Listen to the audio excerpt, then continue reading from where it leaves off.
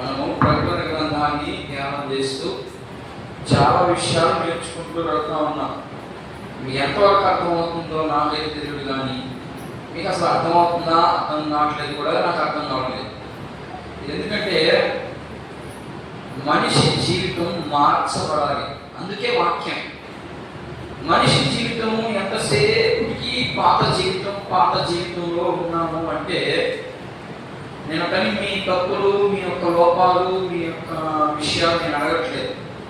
ఏం మాట్లాడుతున్నానంటే, మనిషి మార్చబడడం అంటే దేవుళ్ళు ఎదగడమే అంటే అర్థం.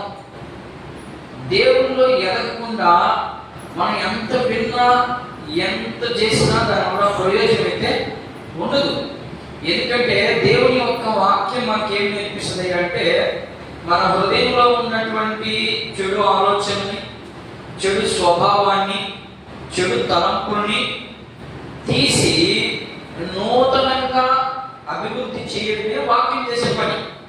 ఆ వాక్యాన్ని నువ్వు లోపలికి తీసుకుంటే అది పని చేస్తుంది.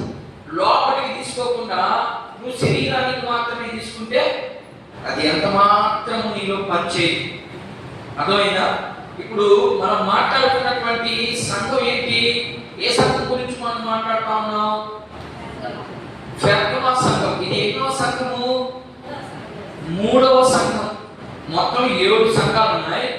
7 సంఘాల్లో 2 సంఘాల గురించి క్లారిటీగా విన్నాం. ఇక మళ్ళా నేను అక్కడికి వెళ్ళలేదు. మీకు ఆల్రెడీ పిన్ టు పిన్ చెప్పి కూడా వెళ్తా ఉన్నాను నేను. అర్థమైందా? మనకి ఎంతవరకు కావాలో, మనము ఎంతవరకు నేర్చుకోవాలి, అక్కడ ఉన్నటువంటి సంఘటన ఏంటి, ఆ సంఘటనలో నుంచి మనం ఏం నేర్చుకుంటున్నాం అనేదే వాక్యంలో ఉన్నటువంటి విషయం. అయితే ఇప్పుడు 3వ సంఘమైనటువంటి పెర్గమ, ఈ సంఘం గురించి మనం నేర్చుకుంటా ఉన్నాం. అందులో ఎన్ని విషయాలు నేర్చుకున్నాం? దీని గురించి 2 విషయాలు నేర్చుకున్నాం. ఈరోజు 3వ విషయం నేర్చుకునేందుకు ప్రయత్నం చేద్దాం. ఇంకా ఇంచుమించు ఇంకొక 4-5 విషయాలు ఉన్నాయి దీంట్లో. నేను ఒక్క విషయం మాత్రం చెప్పాను, ఎందుకంటే సమయం మనకి సరిపోవట్లేదు. కాబట్టి మరి ఈ ఒక్క విషయాన్ని మనం నేర్చుకునేదానికి ప్రయత్నం చేద్దాం. 2వ అధ్యాయము 13వ వచనాన్ని ఒకసారి మనం గమనిస్తాం. చదువుదాం. ప్రకటన గ్రంథము 2వ అధ్యాయము 13వ వచనాన్ని ఒకసారి మనం గమనిస్తాం. లేకపోతే పఠించదునే మనం బాగా అర్థమవుతుంది. పెర్గములో ఉన్న సంఘపు దూతకు ఇలాగు వ్రాయుము, వాడి అయిన 2 అంచులు గల ఖడ్గము గల వాడు చెప్పు సంగతులు ఏమనగా, సాతాను సింహాసనమున్న స్థలములలో నీవు కాపురమున్నావని ఎరుగుదును. ఏం మాట్లాడుతున్నాడు ఇక్కడ? పెర్గమ సంఘంతో ఏం మాట్లాడుతుంది చూడండి. మళ్ళా నేను చదువుతా చూడండి. సాతాను సింహాసన స్థలములో నీవు కాపురమున్నావు అని అంటున్నాడు. ఎవరి గురించి మాట్లాడుతున్నాడు ఈ మాటని? సంఘంలో లేదా సంఘంలో ఉన్నటువంటి విశ్వాసంతో మాట్లాడుతున్న అర్థం. అర్థమైందా? యోహాను భక్తుడు దర్శనాన్ని చూస్తూ ఆ అసంఖ్యాన్ని చూస్తా ఉన్నాడు. ఆయన పద్మాసు ద్వీపంలో ఆయన పరవాస అయినప్పుడు ఆ దర్శనాన్ని క్లారిటీగా చూస్తా ఉన్నాడు. అయినా కూడా నీ మీద నేను ఒక తప్పు మోపవలసి వచ్చింది అనే విషయాలు చాలా చెప్పుకుంటూ వచ్చి ఇక్కడ ఏం మాట్లాడుతున్నాడంటే, సంఘంలో సాతాను యొక్క సింహాసనం ఉంటుందా? అదే రాష్ట్రం దగ్గర పెర్గమలో ఉన్న సంఘపు దూతకు, అంటే పాస్టర్కి అని అర్థం. ఇక్కడ పాస్టర్కి లేదా సంఘానికి కూడా వర్తిస్తబడుతుంది ఈ మాట. ఏమని రాష్ట్రం పెర్గమలో ఉన్నటువంటి సంఘపు దూతకు ఇలాగు వ్రాయుము, వాడి అయిన 2 అంచులు కలిగిన ఖడ్గము వాడు చెప్పు సంగతులు ఏమనగా. ఎవరైనా వాడి అయినటువంటి ఖడ్గము కలిగినటువంటి వాడు ఎవరు? ప్రభువైన యేసుక్రీస్తు. ఆయన మాట ఎలా ఉంటుంది? ఖడ్గంలాగా ఉంటుంది. కొంతమందికి కఠినంగా లోపలికి వెళ్తుంది, కొంతమంది సరి చేసుకునేదానికి లోపలికి వెళ్తుంది, కొంతమంది సంతోషపడడానికి లోపలికి వెళ్తుంది. అది బిడ్డైనా ఉంటుంది ఆ ఖడ్గం. అది 2 అంచులు అంటే ఇటు దగ్గర పోతుంది, ఇటు వాడి దగ్గర వస్తుంది. నువ్వు దగ్గర వస్తుంది, పైకైనా ఎటు చూసినా తెగ్గొసే లాంటిది కత్తి. అలాంటి కత్తి, కత్తిని దేనికి సాదృశ్యంగా వాడుకుంటాం? మనము వాక్యానికి సాదృశ్యంగా వాడుకుంటాం. వాక్యము ఎవరికి ఏది లోపమో వాళ్ళకి పద్ధతి. అమ్మాయి నాలో లోపం ఉందనుకో, కరెక్ట్గా నన్ను సరి చేసేదానికి మాత్రమే ఆ వాక్యం నాలో కలుగుతుంది. అప్పుడు నేను గ్రహించుకోగలిగితే ఖచ్చితంగా నా జీవితం మారుతుంది. నేను గ్రహించుకోలేదు అంటే మాత్రము నీ మనసు మారదు. ఓకేనా? ఇక్కడ సాతాను యొక్క సింహాసనము నీ స్థలం అంటున్నాడు సంఘాన్ని. ఏంటది ఆ విషయం చూద్దాం. రెండో చూడండి 13 సాతాను సింహాసన స్థలంలో నీవు కాపురం ఉన్నావని నేను ఎరుగుదును, మరియు సాతాను కాపురమున్న ఆ స్థలములలో నా యందు విశ్వాసి ఉండి నన్ను గూర్చి సాక్షి అయిన అంతిపా అను వాడు మీ మధ్య చంపబడిన దినములలో నీవు నా నామమును గట్టిగా చేపట్టి నా విశ్వాసమును విసర్జింపలేదని నేను ఎరుగుదును. ఇక్కడ చాలా విషయాలు ఉన్నాయి. ఆ 13వ వచనంలోనే చాలా విషయాలు కనపడతా ఉన్నాయి. నేను అన్ని విషయాలు చెప్పాను, కానీ ఒక విషయాన్ని మాత్రం నేను ముందుకు పెడతాను. ఈ సంఘం గురించి ఎందుకు ఈ మాట మాట్లాడుతున్నాడంటే కొంతమంది దీని గురించి అవగాహన రావాలి. సంఘానికి అవగాహన వచ్చేదానికే ఈ మాటలు ఇక్కడ రాయబడింది. ఇక్కడ ఏం జరిగింది, ఎందుకు ఇలా మాట్లాడుతున్నారు అంటే ఇక్కడ నేను ఇక్కడ రాసిన చూడండి, కాల్స్ అంతేనా ఈ పదం కోల్స్ అనే ఒక గుంపు ఉంది. ఎక్కడ? ఆ పెర్గమా అనే ప్రాంతంలో కోల్స్ అనే ఒక గుంపు ఉంది. ఈ గుంపు ఏం చేస్తారంటే పెర్గమా ప్రాంతంలో ఉన్నటువంటి సంఘం గురించి మాట్లాడుతున్నాను నేను. అర్థమవుతుందా? పెర్గమా అనే గ్రామం గురించి, ఆ గ్రామంలో ఉన్నటువంటి విశ్వాసుల్ని ఈ కోల్స్ అనే ఒక గుంపు, ఒక తెగవారు, ఒక గుంపు అనకన్నా ఒక తెగవారు ఆ పెర్గమా ప్రాంతంలో ఉన్నటువంటి ప్రజలందరినీ కూడా వాడిని బాధ పెట్టి వాళ్ళని వీళ్ళ స్వాధీనంలో పెట్టుకున్నారు, గుప్పిట్లో పెట్టుకున్నారు. అర్థమవుతుంది చెప్పేది?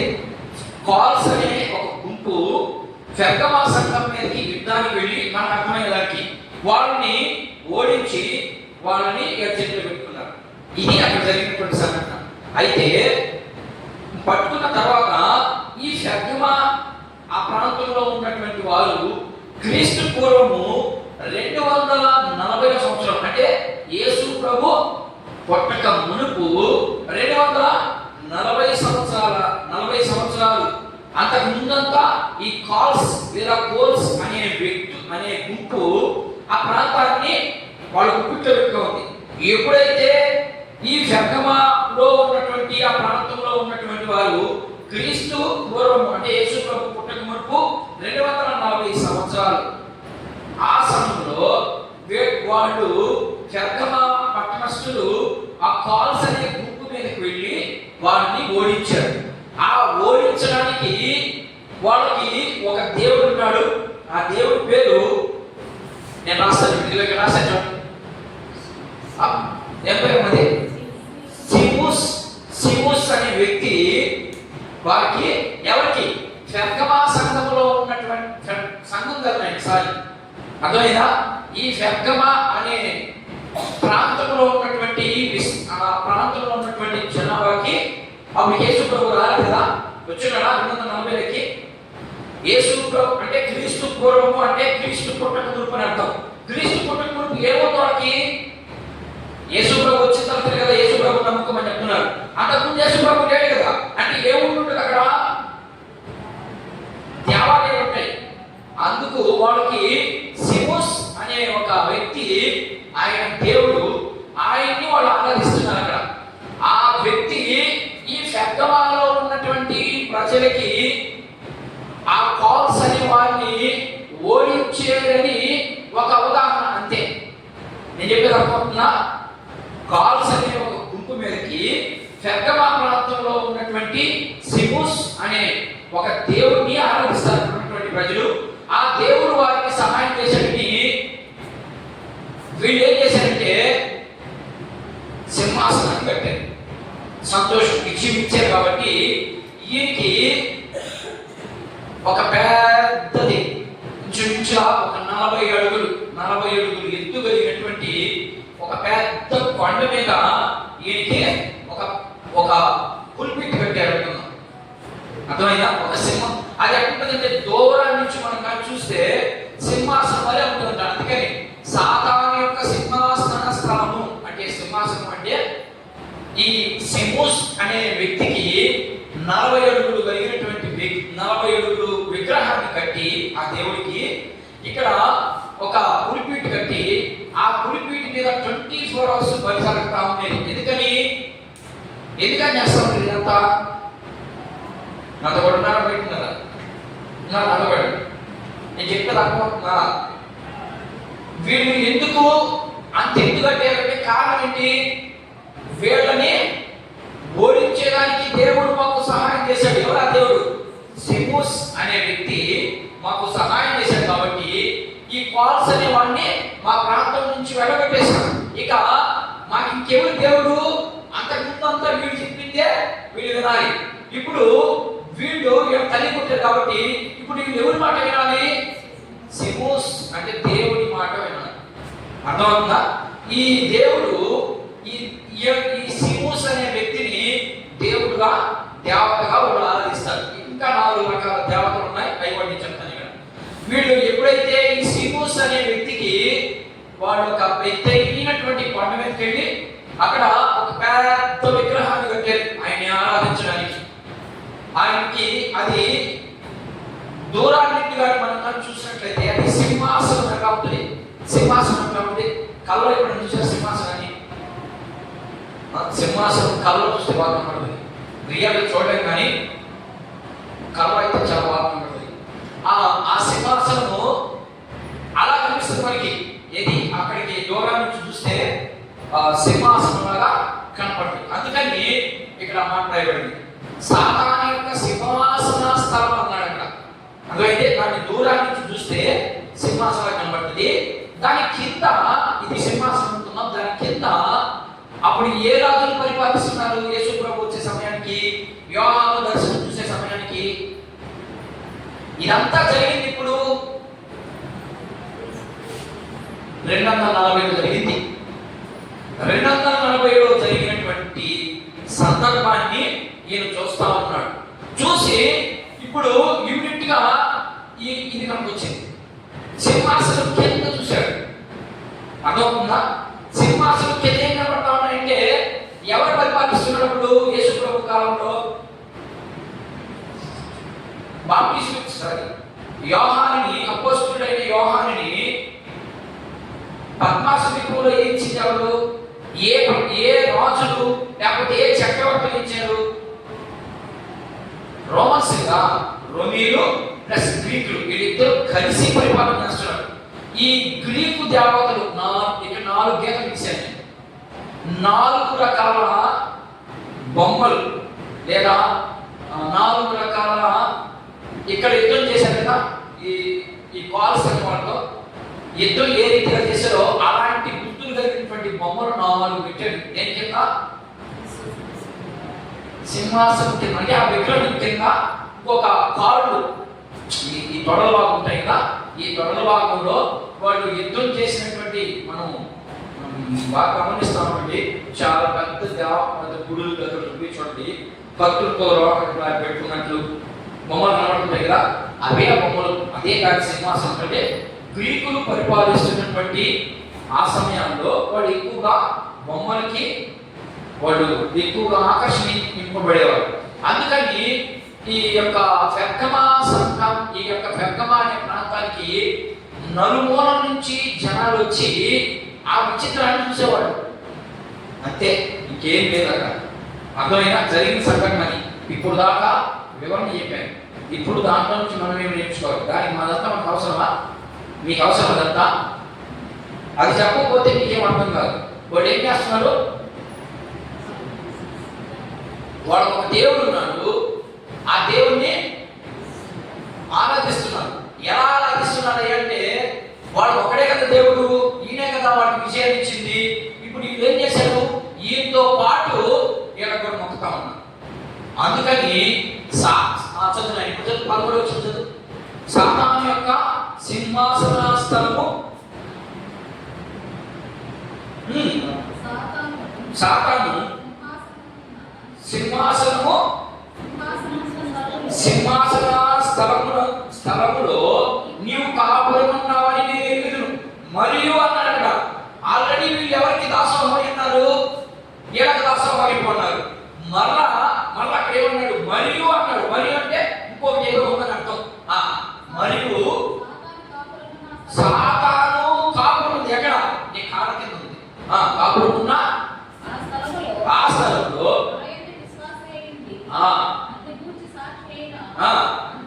చాలు అక్కడికి వెళ్దాం. అంతిపానే పాయింట్ రేపు చూద్దాం. దర్శనం వీళ్ళు ఏం చేస్తున్నారు? చిన్న బొమ్మలు చేసుకొని గ్రీకు బొమ్మలు పెట్టుకొని వాళ్ళు అనుకుంటున్నా ఉన్నారు. ఇది అక్కడ జరిగినటువంటి సంఘటన. ఇప్పుడు దాంట్లో నుంచి మనం నేర్చుకోవాలి కదా.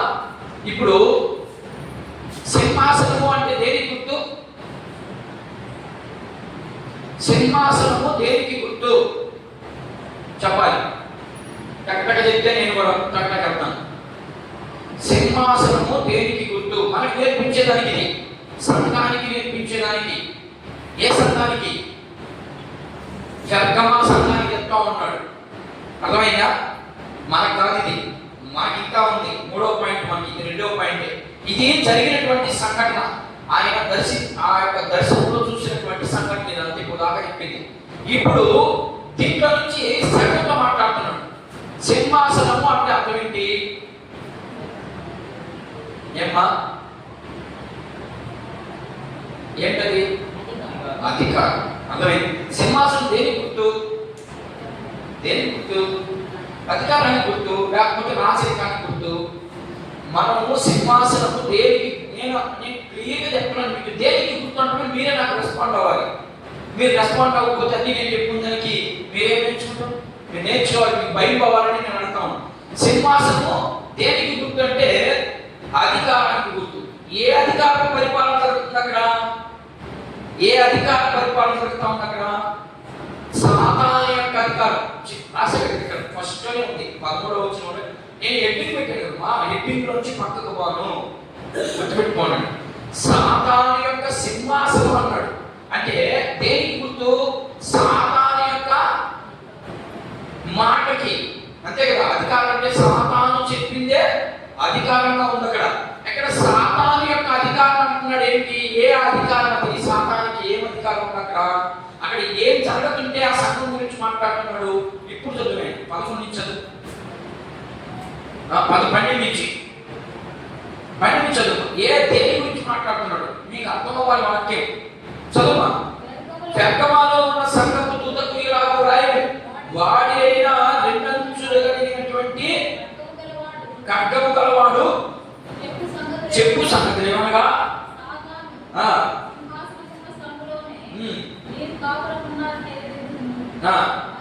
మరియు ఏంటంట? నాయందు విశ్వాసి ఏంటి? అమ్మా, నన్ను గురించి సాక్షి అయిన అంతిపాని వాడు మీ మధ్య చంపబడిన దినములలో నీవు నా నామమును గట్టిగా చేపట్టి నా యందలి విశ్వాసమును విసర్జింపలేదని నేను ఆయనను నేను మీ మీద తప్పు ఒకటి మోపవలసి ఉంది. అవేవగా ఏంటంట? చూడండి అక్కడ ఏం మాట్లాడుతున్నాడు? సంఘంతో మాట్లాడుతున్నాడు. మీరు ఇదిగో మీ యొక్క సంఘంలో అంతిపాని వాడు ఒకడు ఉన్నాడు. వాడు నా గురించి సాక్షి ఇచ్చాడు. వాడిని ఎప్పుడైతే అక్కడ ఉన్నటువంటి ప్రజలు చెప్పారో ఆ రోజు కూడా మీరు వెళ్ళలేదు బయటికి, చావుకు కూడా నిలబడ్డారు. కానీ మీ మీద ఒక తప్పు నిలబడాల్సి వస్తుంది. నేను చెప్పేది అర్థమవుతుందా? అర్థమవుతుందా? మీ సంఘంలో ఒకడు ఉన్నాడు, వాడు అక్కడే తిట్టాడు. వాడిని చెప్పినప్పుడు మీరు సర్వసాధారణంగా వెళ్ళిపోవాలి. సంఘం మీదకి ఎవరైనా వచ్చి ఒక రూపాయలు పెట్టి కాల్ చేస్తాను అని అంటానుకో, సంకస్తుంటారా? పోతే పాటలు పాస్టర్ మాకు ఎందుకని ఉంటారు, అందరూ తప్పించుకొని, అంతే జరిగేది. కానీ వాడు గురించి అక్కడ ఏం మాట్లాడుతున్నారంటే మీకు అర్థమయ్యేదని చెప్తున్నా భాష అంటే నాకు పెట్టాలని కాదు అక్కడ అర్థం. అర్థమైందా? అలా పెట్టినప్పుడు మీరు పోలేదు, నా నామాన్ని గట్టిగా పట్టుకున్నారు, నా యొక్క విశ్వాసము మీకు తగ్గలేదు, గట్టిగా ఉంది. కానీ మీ మీద ఒక తప్పు మోపరుస్తుంది. ఏంటది అంటే, ఎందుకు తప్పు మోపాలా? సంఘంలో ఉన్నాం, సంఘంలో ఉన్నటువంటి విశ్వాసకి ఏదైనా జరిగితే ఒప్పుకోవడం లేదు మనము. కానీ దేవుడు ఏం మాట్లాడుతుంది ఇక్కడ? నీ మీద తప్పు మోపవలసి వచ్చింది. చదువు. అదేవనగా అదేవనగా విగ్రహములకు బలించిన వాటిని తినుటను ఏంటంట? విగ్రహాలకు బలించిన వాటిని అమ్మ చదువు. జారత్వము చేయనట్టును నేను చదువుతాను సార్. అదేవనగా ఎక్కడ చదువుతుందమ్మా? 14 వచ్చి అయినను నేను నీ మీద తప్పు ఒకటి మోపవలసి ఉన్నది. ఎందుకనగా అదేదనగా అంటే అర్థం ఏంటంటే మనం అర్థం చేసుకున్నానికి ఎందుకనగా ఎందుకు మన మీద ఆయన ఆ సంఘం మీద తప్పు మోపవలసి వచ్చిందంటే విగ్రహములకు బలించిన వాటిని తిననట్లును జాగ్రత్తము చేయునట్లును ఇశ్రాయేలుకు ఉరివట్టమని బాలామునకు నేర్పిన బిలాము బోధనను అనుసరించు వారు నీలో ఉన్నారు. బాలాము తెలుసు కదా మీకు? తెలుసుమా? సంఖ్యాకాండంలో దొరుకుతాడు ఈ వ్యక్తి. ఆ యొక్క సంఖ్యాకాండంలో ఏదైతే జరిగిందో దాన్ని తీసుకొని చూపిస్తున్నాడు ఇక్కడ. నేను చెప్పేది అర్థమవుతుందా? నా సైడ్ చూడండి. సంఖ్యాకాండంలో ఒక జరుగుతుంది. ఏం జరుగుతుందంటే ఇశ్రాయేలు ఐగుప్తు నుంచి బయలుదేరిపోయిన తర్వాత కొన్ని సంవత్సరాలు గడిచిపోయిన తర్వాత వీళ్ళు ఒక ప్రాంతానికి వెళ్తారు. ఆ ప్రాంతంలో ఇశ్రాయేలుకి అపజయం లేకుండా వెళ్తా ఉన్నప్పుడు ఈ యొక్క బిలాము ఏం చేస్తారంటే డబ్బులకి లోబడి, బిలాము ఎవరు? ప్రవక్త. ఆ యొక్క ఉద్దేశాన్ని చూపిస్తున్నాడు ఇక్కడ. ఎందుకు చూపిస్తున్నాడంటే తర్వాత చెప్తాను నేను. బిలాము యొక్క బోధ. బిలాము ఏం చేశాడు? అడిగి బిలాము ఇశ్రాయేలు ప్రవక్తగా ఉన్నాడు ఆయన. కానీ అక్కడ ఉన్నటువంటి ఆ సిచ్యువేషన్ బట్టి ధనానికి లోబడిపోయి, ఏంటంట? ధనానికి లోబడిపోయి ఇశ్రాయేలుని దీవించాలి వ్యక్తి. కానీ బిలాము అక్కడికి వెళ్ళి దీవించలేదు, శపించాడు. ఎవరిని? ఇశ్రాయేలుని చెప్పించొచ్చా? దేవుడిని శపించొచ్చా? మనం శపించకూడదు. కానీ బిలాము ఏం చేశాడు? దేవుని పిల్లల్ని పాతాలను అనొచ్చా? మేము నాశనమైపోయి పైకే రావు అనొచ్చా? అన్నాడు. ఎవరు? బిలాము. ఆయన ఒక ప్రవక్త. దేవుని దగ్గర నుంచి మాట తీసుకొని ప్రజలకు అందించే వ్యక్తి ఆయన. ఆ వ్యక్తి ఏం మాట్లాడుతున్నాడు? ఇశ్రాయేలు మీద దూషిస్తున్నాడు. వీడు పోవాలి, వీడు నాశనం పోవాలి. మనం కూడా ఇదే కదా, నిద్రలేసి ముందు కూడా ఇదే కదా, మనం కూడా అంతే కదా. బిలాము లాగా అనుకుంటున్నాం మనం. ఈ బిలాము బోధన మీరు అనుసరిస్తున్నారు. ఎవరు? పెద్దవ సంఘంలో ఉన్నటువంటి విశ్వాసులు. ఏమని బిలాము ఎందుకు చూపిస్తున్నారంటే బిలాము ఆ రీతిగా తయారైన ఇశ్రాయేలు మీదకి, అంటే దేవుని పిల్లల మీదకి. ఈ రోజు నువ్వు నేను దేవుని పిల్లలని పేరు పెట్టుకొని వాడు పాడేదే, నేను బాగుపడేదే, ఇదే మనకు నిద్ర వేసి మొదలుకొని మన కుటుంబాలు ఎలా సమాధానంగా ఉంటాయి? మన కుటుంబానికి ఏం కావాలనో దేవుడికి తెలియదా? తెలుసు. అయినా కూడా మనము మార్పు రావడం ఈ సంఘం లాగా మనం కూడా అందుకనే దాంట్లో నుంచి నేర్చుకునేదానికి ఆ యొక్క ఉదాహరణ చూపిస్తున్నట్టు బిలాము బోధకి మీరు తగ్గడం లేదు. అది సాతాను యొక్క బోధ. చూద్దాం 2వ అధ్యాయం చూడండి. 2వ అధ్యాయం ఒక మాట చదువు. 14 చదవండి. 2:14 చూడండి. అక్కడ కూడా ఏ మాట ఉంది? చదువు. ఆయనను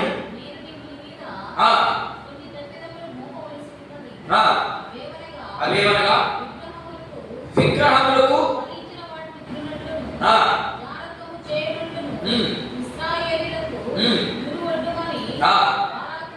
నేర్పేదా?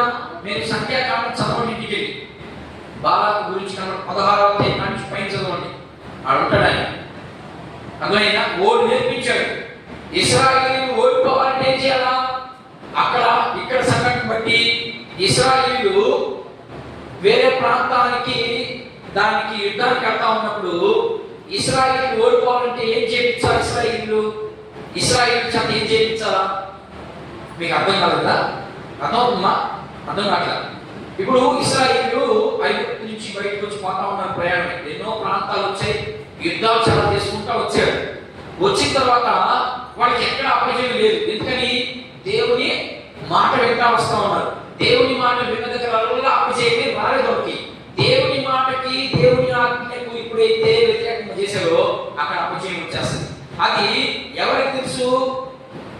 చుట్టుపక్కల రాజులకు తెలుసు. ఎందుకంటే వాడు దేవుడు సామాన్యుడు కాదు.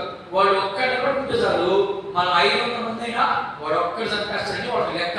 అందుకని ఇప్పుడు ఆయన వాళ్ళు పోట్లాడాలంటే కుదురుతుందా? కుదరదు. అందుకని ఇప్పుడు ఏం చేయాలా? ఇశ్రాయేలు తప్పు చేయాలా? ఇశ్రాయేలు తప్పు చేస్తే మనం ఏం చేయాలి? వాళ్ళ దేవుడే వాళ్ళు శిక్ష చేస్తాడు. నేను చెప్పేది అర్థమవుతుంది అనుకుంటున్నాను. వాళ్ళ దేవుడే వాళ్ళకి శిక్ష వేసేస్తాడు. కాబట్టి ఇప్పుడు ఏం నేర్పించాలి వాళ్ళకి? ఇశ్రాయేలుకి చెప్పాడు అక్కడ, విగ్రహాలకు బలిచ్చిన వాటిని మీరు తినొచ్చు, ఏమి ఇబ్బంది లేదు అని చెప్పేశాడు. తర్వాత ఇంకొక మాట చదువుతున్నాను, ఇంకో మాట ఉంచుకోట, విగ్రహములకు బలిచ్చినటువంటి వాటిని జాగ్రత్త అంటే తెలిసేదా నీకు? జాగ్రత్త తెలిసేదా? పెళ్లి కాకపోతే చేసేదాన్ని జాగ్రత్త అంటున్నా. ఇంకా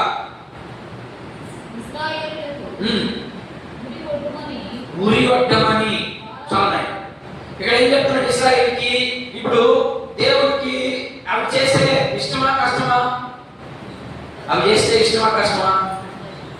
అక్కడ పాయింట్కి అవి చేస్తే ఆయనకి భలే కష్టం. అందుకని దేవుడు చంపేస్తున్నాడు. నువ్వేం చేయబడలేదు. బాలకు నీకు ఎంత డబ్బు కావాలని ఇస్తాం, నువ్వు పోయి అలా మార్చేవాడిని. ఎవరిని? ఇశ్రాయేలు. మరి ఈరోజు బోధ విషయంలో చాలా మంది తప్పిప్పులు అయిపోతా ఉన్నారు. ఎవరు మాట వినాలనో ఏ బోధ వినాలనో అర్థం కావట్లేదు జనాలకి. నేను వేరే ప్రాంతానికి వెళితే ఇదే పాస్టర్ గారు నీ వాక్యం సపరేట్గా ఉంది, కొంతమంది వాక్యం సపరేట్గా ఉంది, అసలు ఏం అర్థం కావట్లేదు మాకు, ఎవరు వినాలి మేము అంటే వాళ్ళకి ఏం నేర్పిస్తా ఉన్నారు వీళ్ళు? ఏమ్మా ఏం నేర్పించినట్టు వీళ్ళు? నేను ఎవరిని విమర్శించడం లేదు, కానీ ఉన్నది ఉన్నట్లుగా చెప్పమని పంపించాడు. మనల్ని ఉన్న దాంట్లో నుంచి మనం నేర్చుకోవాలంటే ఈ బైబిల్లో ఉన్నటువంటి మాటల్లో నుంచి మనం నేర్చుకోవడమే. మనకి ఎంతవరకు నేర్చుకోవాలో అంతవరకు నేర్చుకోవడమే. చూడడానికి తీసి పక్కన పెట్టను, మంచి మాత్రమే స్వీకరించను. ఎందుకంటే ద్వితీయోపదేశకాండంలో మాట ఉంది, ఏమంటుందంటే ఆశీర్వాదమును శాపమును రెండింటినీ ఎదుటి పెట్టారు. దీంట్లో రెండు ఉంటాయి. శాపం కావాలన్నా సింపుల్ ఎక్కువ ఇటు చేయి, ఆశీర్వాదం కావాలన్నా కష్టంగా ఇటు చేయి. ఆశీర్వాదానికి కష్టం అన్నాడు, శాపానికి సింపుల్ అన్నాడు. ఆ మాటలోనే ఉంది సత్యం. అర్థమైందా? ఎంత మంచిగా ఉన్నా నువ్వు ఒక్క మాట అంటే నీ బతంతా వెళ్ళిపోయినంతే. ఆలోచిస్తూ ఫినిష్. నువ్వు సంవత్సరాలు దేవునితో ఉండి ఉపవాస ప్రార్థనలు చేసి నీవు దేవుని పని నిమిత్తం ఎంతెంతో పెట్టావు, ఖర్చు పెట్టావు, కానీ ఒకే ఒక్క చిన్న మాట, అనరాని మాట 10 మందిలో కానీ అన్నావు అంటే నీ గురించి 10 మంది బయట చెప్పుకుంటున్నారంటే నీ సాక్ష్యం ఏమైపోయింది? అదే అక్కడ రాష్ట్రలేదు. అంతిపానేవాడు నీ మధ్యలో ఉన్నాడు, నా గురించి సాక్షి చెప్తా ఉన్నాడు. ఆ సాక్ష్యాన్ని నువ్వేం చేశావు? ఆ సాక్షి చంపినప్పుడు కూడా నువ్వు నిలబడ్డావు. కానీ ఒక్క చిన్న మాట నీకు తప్పిపోయి మనం చేసే తప్పు ఇదే. మనమేమో ఏమేం చేస్తాం? వాక్యం మాత్రం భలే చదువుతాం, మాట మాత్రం భలే వాడతాం, ప్రార్థన మాత్రం తీర ప్రార్థన చేస్తాం, నిద్ర వేసి కొనుక్కొని భూమిలో మీద ఎత్తుకుంటాం. నేను బాగుపడేదే వాడు బాగలేదు, ఇదే. అందుకనే తప్పు ఒకటి నీ మీద నేను మోపవలసి వచ్చింది. ఏంటంటే నీ హృదయము సరిగా లేదు, నీ సింహాసనం సరిగా లేదు. నీ సింహాసనాన్ని ఎవరు పరిపాలన చేస్తున్నాడు? సింహాసనం అంటే ఏంటి? అధికారం. ఇప్పుడు ఆ అధికారము ఎక్కడ ఉంది మనకి? సింహాసన స్థలం ఏంటి మనకి? ఇది సింహాసనం. ఈ సింహాసనం ఎవరున్నారు? దేవుని వాక్యం ఉందా? దేవుని వాక్యం ఉంటే నువ్వు ఏం చేస్తావు? అనగదొక్కుంటావు. పౌలు అంటాడు, ఆత్మ నీలో ఉన్నప్పుడు నువ్వు అనుకునే శక్తి నీకు ఇస్తానంటాడు. ఆత్మ నీలో లేనప్పుడు అనుకోలేదు, నీవు తగ్గించుకోలేవు. అదే అక్కడ వాక్యం అంటే నీ మీద నేను తప్పు ఒకటి మోపవలసి వచ్చింది. అవేమనగా వాళ్ళైతే విగ్రహాలకి అర్పించినట్టు తిన్నారు, నీవు దేవుని బిడ్డలని నేను ఎరిగి కూడా నువ్వు భూములను ఎత్తుకున్నావు విగ్రహాలను. అంతే కదా? నిద్ర లేచి ముందుకొని నీ గురించే మాట్లాడుకుంటున్నావు అనుకో, అది విగ్రహాలు ఇక్కడ. అంతే కదా? రోజు నిన్నే దోచుకుంటానంటే దేవుని కంటే ముందు నిన్నే దోచుకుంటానంటే అని అర్థం. దాన్ని విగ్రహాలతో పోల్చుకోవాలి. మొదటి విషయం. రెండో విషయం జాగ్రత్త. అలా చేసుకుంటున్నారంట. అలా నీకెందుకు నీకు అవసరం ఏంటి? నీకు అవసరం నువ్వు దేవుని బిడ్డ అంతే. ఏదైనా సందర్భం వస్తే ఆ సందర్భాన్ని కొంచెం మాత్రమే తీసుకోవాలి. ఎందుకంటే వచ్చింది కాబట్టి దాన్ని విని వెంటనే డైవర్ట్ చేసేయాలి, దాన్ని మార్చేది పక్కకి వెళ్ళిపోవాలి. నువ్వు దాంట్లోనే పడి పోరాడుతా ఉన్నావు అంటే పాపం వచ్చేసినట్టే. పాపం అంటే ఏంటి? పాపం అంటేనమ్మా ఆజ్ఞాతిక్రమమే పాపం. దేవుడు ఏం చెప్పాడు? నీ పొరుగు వారి గురించి ఇప్పుడు ఆలోచన చేయొద్దు. మనం నిర్దేశం పొందుకుని అదే ఆలోచన మనకి. సంగంతో మాట్లాడతాను మాట్లాడి నీ పొరుగు వారి గురించి నువ్వు ఆలోచించొద్దు. నీ సంగతి తర్వాత పక్క వాళ్ళకు నేను మాత్రం చూసుకోవు, నువ్వు ఎదుటి వాడిని చూస్తావు. అందుకని తప్పు నీ మీద మోపుతాను నేను అంటున్నాడు. అర్థమైనా? రెండు విషయాలు. మూడో విషయం చదివే. మూడో విషయం ఏం చెప్పు. అక్కడ ఏం జరుగుతుందంటే అక్కడ ఒక సిచ్యువేషన్ చెప్పేస్తుంది, సమయం అయిపోతా ఉంది కాబట్టి అక్కడ ఉన్నటువంటి వీళ్ళు ఏం చేస్తున్నారంటే సాతాను యొక్క సింహాసనము అంటే అధికారులు తెలిసింది. ఏ అధికారం కింద ఉన్నారంటే ఈ యొక్క పెర్గమా సంఘములో ఆల్రెడీ 4 దేవాలయాలు ఉన్నాయి. ఇందాకే చెప్పాను మీకు. ఈ స్థలంలో ఈ చుట్టుపక్కల నుంచి వచ్చే వాళ్ళంతా ఈ 4 దేవుళ్ళ యొక్క దేవాలయాన్ని చూసేదానికి వచ్చేవారు. ఆ దేవాలయాల పేర్లు నేను కరెక్ట్గా చెప్తాను, మీరు ఒక అర్థం చేసుకునేదానికి ప్రయత్నం చేయండి. మొదటి వాడి పేరు 4 రకాల దేవుళ్ళు అన్నారు కదా, మీకు అర్థమవుతుందా? ఒకే దేవతని వాళ్ళు రకరకాలుగా మార్చుకుంటారు. అర్థమైందిగా? ఒకప్పుడు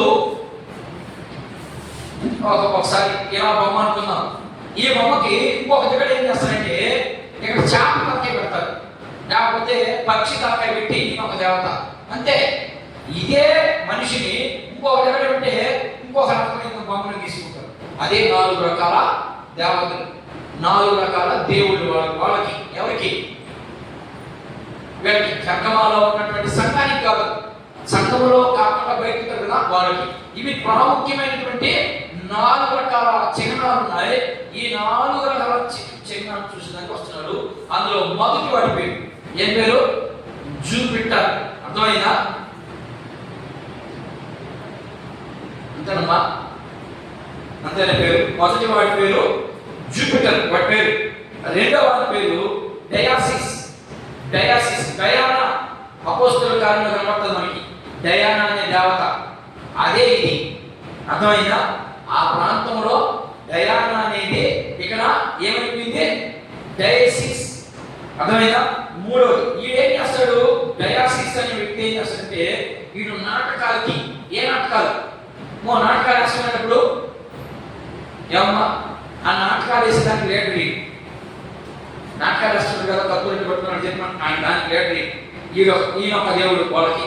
తర్వాత నేను ఏథెన్స్ అనేవాడు యుద్ధానికి జ్ఞానానికి మంచి ప్రాముఖ్యుడిన.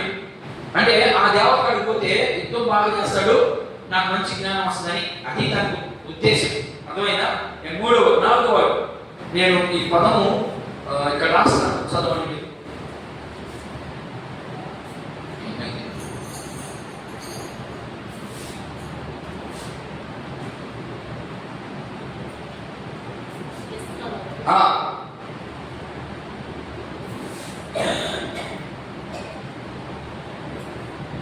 ఏ పేరునైనా ఎస్లో ఫియన్ అంతే కదా. ఈయన ఒక దేవత. ఈయన ఏం చేస్తాడంటే ఆరోగ్యానికి, అర్థమైందా? ఆరోగ్యం కావాలనుకుంటున్న బాగా ఈ దేవుడు వెళ్ళిపోతాడు. ఇక్కడ ఉన్నాడు కదా 1 2 3 4 దేవుడు. యుద్ధం గెలవాలంటే ఈ దేవుడు మొక్కుతారు. ఈ దేవుడి కాడికి పోయి మొక్కారంటే వాడికి యుద్ధంలో గెలిచేస్తారు. ఆరోగ్యం బాగాలంటే ఈ దేవుడి కాడికి పోతారు. ఈ దేవుడి కాడికి పోయి మొక్కితే వాడికి మంచి ఆరోగ్యం వచ్చేస్తుంది. ఆ తర్వాత జ్ఞానం కావాలంటే ఇంకొక దేవుడి కాడికి పోతారు. ఈ దేవుడు మొక్కితే అలా మనం కూడా అట్లే ఉన్నాం. ఇప్పుడు యేసు ప్రభువు మాత్రం పట్టుకోవడం లేదు, కానీ మనం వాళ్ళలాగే ఉన్నాం. ఆ రోజు శుద్ర పూజలు ఎక్కువ. అర్థమైందా? శుద్ర పూజలు ఎక్కువైతే మాటి మాటికి మనకి ఏదైనా చిన్న జరిగిందనుకో మన దాకా మనం కూడా ఆడే ఉన్నాం. నేను చెప్తున్నాను నిజంగా. ఏ సృష్టికర్త అయినటువంటి దేవుని విడిచి మనం కూడా నిన్న మొన్న దాకా ఆడే ఉండొచ్చాం. అయినా కూడా మనకు తెలిసి ఇవన్నీ తప్పు అని తెలిసినా కూడా మనం చేస్తామంటే దేవుడు మన యొక్క తప్పు పెడతారు కదా. అంతే. తప్పు పెట్టడం అంటే నరకానికి పోతామని ఆడ పోవద్దు, ఆడ పోతే నేను చూస్తా ఉన్నాను అందరినీ. చూస్తుంది ఆయన. ఆయన ఎలాంటి దేవుడు? చూసే దేవుడు ఆయన. అర్థమైందా? నీ నడకను చూస్తాడు. దావీదు అంటాడు, నా నడకను చూస్తాడు, నా పడకను చూస్తాడు, అన్నీ చూస్తాడు ఆయన. మరి నిన్ను నన్ను చూడడం లేదా? చూస్తున్నాడు కదా. మనం ఎలా ఉండాలా? జాగ్రత్తగా ఉండాలి. ఎందుకని హెచ్చరిక చేస్తా ఉన్నాను. ఒకవేళ అలాంటి స్థితిలో మీరు ఉంటే ఖచ్చితంగా ఇప్పుడు దేవుని దగ్గర ఒప్పుకునే దానికి ప్రయత్నం చేద్దాం. అందులో